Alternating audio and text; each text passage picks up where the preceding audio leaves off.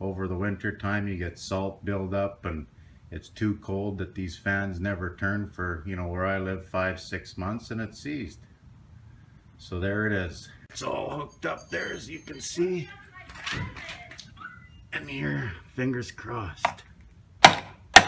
Look at that. Come on. Went through another winter. Spring came, the heat came, and of course, the old fan was sticking.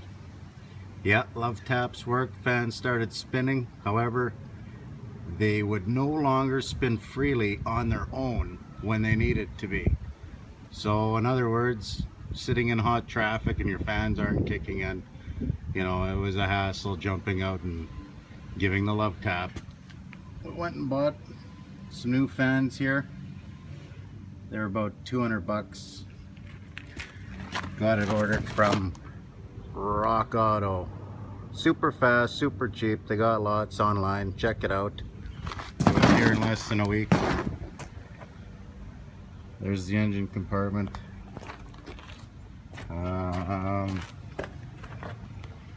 This wiring harness was mounted on here. You get about 2 or 3 of these little, I don't know, whatever these are. They were in here. Pull them out. This rad hose was like so. So I made some more room and pulled them back here. Other than that, there's 2 screws in that fan assembly on the top side, which would be right about here. 1 on each side. And they sit into, the whole fan sits into there on the bottom.